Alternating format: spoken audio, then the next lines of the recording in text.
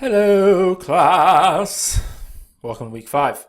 We are more than halfway done with Christian worship. Congratulations. I am deeply proud of all of you. So, let us enjoy this process of seeing what you shall do in the 5th week of the class. As you can see, the objectives for this week recognize the varied means through which God can reveal himself, identify biblical values for engaging in corporate worship. What does that mean? That means, what is it that we see in Scripture that we can glean that helps us as we engage? Corporate worship is essentially works out to when you gather as a church body, how we can draw sound biblical values into how we engage as a church body, and then make some personal application of these values. So how does that affect you personally? Or when you're aware of these things and what we're trying to do corporately, what are some things that the Lord is working on in your life, or convicting you of, or spurring you on, encouraging you in, envisioning and inspiring you? All of those things should be spewing forth as you get into the Word as it relates to any topic, but in this course, obviously, worship. Your reading this week, very straightforward, is to read the Klingbeil book, which is For Whose Pleasure, by Steve Klingbeil.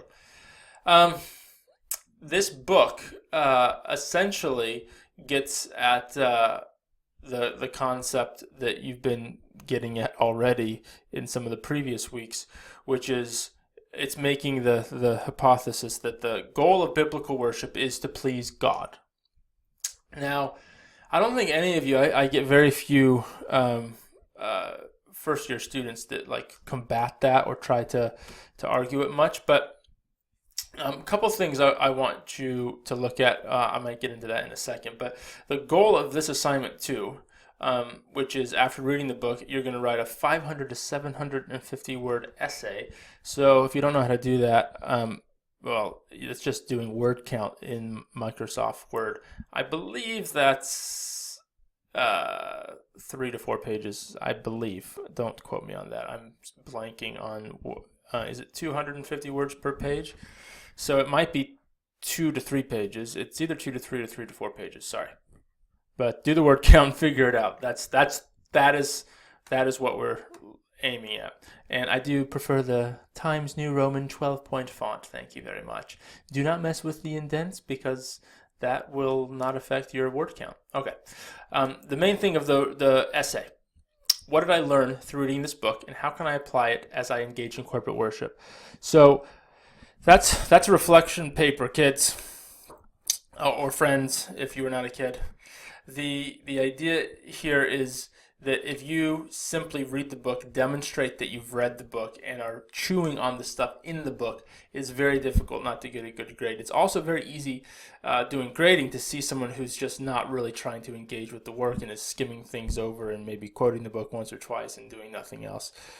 So prove to me that you've read the book and are really thinking through some of the concepts in the book and are summarizing the big ideas of the book really well, and that you are applying it to your own life. So that should not be difficult. I mean, this is not a technical paper. It's a paper that shows that you've really read the book, thought it through, and tried to apply its lessons to your life. Now, this also means that you can think it through critically. I'd love to see some pushback on some of the concepts, just so that you're not just regurgitating information.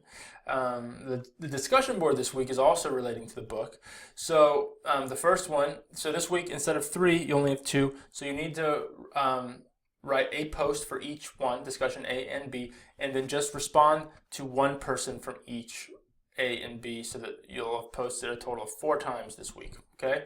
So the first discussion: are there 1 or 2 action items that you would like to implement as a result of reading the Klingbeil book? So all that means is that you're taking a couple things that you found in the book that are oh, I can actually do this. Whether you're a worship leader and you can implement them from leadership or not, everyone's a worshiper. So something that you can directly take from the book that you can put to practice, teach, implement in your worship leading, whether you're leading a small group, that's a worshipful experience, or a church service, or a youth group, or whatever else it is. There are action items that you can take. So I want to see what are a couple of those that you would implement as a result of reading the book, regardless of whether you agree with everything or not. And then secondly, is there anything you gleaned from the book you would want to share with fellow worshipers at your church? So, those can kind of fit together. I didn't specifically put those questions together, so I am going to give you some further clarity and emphasis on this. So, action items versus anything you've gleaned that you would want to share. I mean, these are probably going to be the same thing. So with this, I want you to focus more on if you were going to teach someone about the concept of worship, and there was one thing that you gleaned from the book that you would want to share or really teach other people to implement. So this first one is more geared at yourself. What are the action items that you would like to implement personally that were either convicting or inspiring because of this book? And then this question is more targeted at, is there something that you want to share specifically with the worshipers at your church, where you're saying, okay, this is something that we can actually do at our church more effectively, or that I've learned from this book, whether it's a teaching or a mindset, that we can actually glean from and improve ourselves with. And that's really the crux of that. I also want you, and you can include this in either discussion A or B, I want you to answer this question. Is the goal of biblical worship to please God? We're making assumptions, and there is something about tensions in Scripture. Why do I ask that, you may ask? Well, one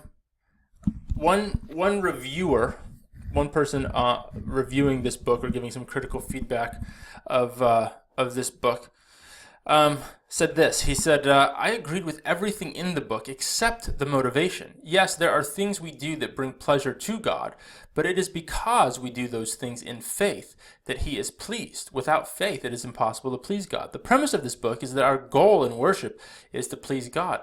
That is not theologically accurate, says this person. We worship God because He is God and is so worthy of worship. When we do so in faith, He is pleased, but we do not do so to please Him. That is a works-based mentality, or at least borders on it. So I actually think that response from this person has a lot of value. So let's think through that just as a little devotion this week. Is there a difference between what worship is and the goal of worship? I think this person is saying that we do worship because God's worthy. He's God and He's worthy. That's it. Why do we worship? Because He's God and He's worthy of our worship. But what's the goal in that? Well, it's to please Him. But that's not what this person is saying. But I would submit, are there two different things at work here? There's the what worship is, and what the purpose, or what is the thing that is meant to be drawn out of worship, and that is that God is pleased. So you notice that at the end of sacrifices or acts of worship, you often see whether God is pleased in Scripture with an offering or whatever else it is. God was pleased or not pleased, something like that. But was the goal then just for His pleasure, or was the motivation, or was the what worship was it for that? That's what I want you to kind of chew on a little bit. In some way it's semantics, but in other ways not. Think of it this way. If you play a sport or play an instrument, there's usually a motivation. So hopefully if you play a sport, let's say you play golf or tennis or soccer or basketball or football, whatever it is, or you play an instrument. You play guitar, or you play in a band, or whatever else it is, piano. Do you do it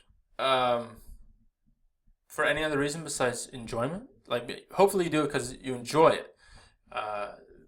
Music is produced and that sort of thing, but the difference, I would say, like growing up playing sports, you would say, I play sports because I enjoy it and it's fun. However, the goal of this game that we're playing today is to win. That is what we're doing. We're playing to win. Now you can emphasize that kind of out of its place, so it's unhelpful. And you can stop having fun and still keep the goal of winning, right? That's where we get in these discussions where they're not having fun anymore. It's all about winning. Well, no one plays a game without an intent to win. That's actually not fun either. Usually it's like, oh no, you win. Oh no, you win. You win. Oh no, you win. That's not actually playing the game. It is a competition. Healthy competition is a drastic difference from unhealthy competition, and oftentimes you can have competition with no fun, and that loses the heart of it. It is a game, and game is for enjoyment. So I'd like you to think of worship in a similar sense, just for the sake of argument here. Can you do worship for the sake of pleasing God? If you're going into worship saying, God, I just want to please you, like you can almost do that out of fear, anxiety, performance. You can, because I'm going to go worship God because I want to please him. That's different than because he's worthy or because you're in love. That is different. Think through, are there biblical basis for this? Think through some biblical examples. I don't think the author of this book is getting necessarily into that debate, but I think you can get into that debate and maybe process that a little bit, and think through some of the theological implications of saying the goal of worship is to please God versus worship is about, what is worship? Worship is the response of God being worthy. Also think through this. Why did the devil fall? What was the crux of the matter? Well, he wanted to be worshipped. Did you know that was the defining moment of good and evil? Was the issue of worship? The enemy wanted to be worshipped. And what did he do? What did he do when Jesus came down, was tempted in the desert? What was the back and forth exchange between the enemy and Jesus? Everything you see here, I will give you if you'll just bow down and worship me. And he actually had it. That was the keys of authority, if you will. When Adam and Eve listened to the liar, the enemy, they empowered the liar. The Lord had given them the authority of the garden. They essentially gave up their authority on earth by empowering the lie of the devil. And Jesus came to take back. That's why he said at the end, after he rose from the dead and was commissioning them, all authority in heaven and on earth has been given to me. Now, therefore, go and make disciples of all nations. Right? So what he's saying is the work I've done on the cross has taken back the authority on earth. He had all authority. He's always God. He could always do whatever he wanted, whenever he wanted. But the act of the cross enacted that authority, taking back the keys of authority on earth. And then he commissioned his people who worshipped him by choice. That's the amazing thing to think about. The enemy wanted to be worshipped, but he couldn't. He was an angel that was never going to be worshipped, and then the Lord, through punishing him, decides that the people that I've created me, that worship me by choice, are going to torment you and bring about my kingdom, my rule, my reign forever. That is really major part of the narrative of human and all of history is attached to this issue of worship. And the enemy asks Jesus, or he essentially offers Jesus the authority, a shortcut to doing. He knew what Jesus came back to do. He knew what Jesus came on earth to take back the authority. But he didn't understand everything. And Jesus certainly understood a lot more than he did. And he knew he wasn't going to get it back by worshiping something that wasn't worthy. So my point is that worship is a theme throughout Scripture that's much deeper and more significant than we give it credit for. I want you to process some of those things in your discussions.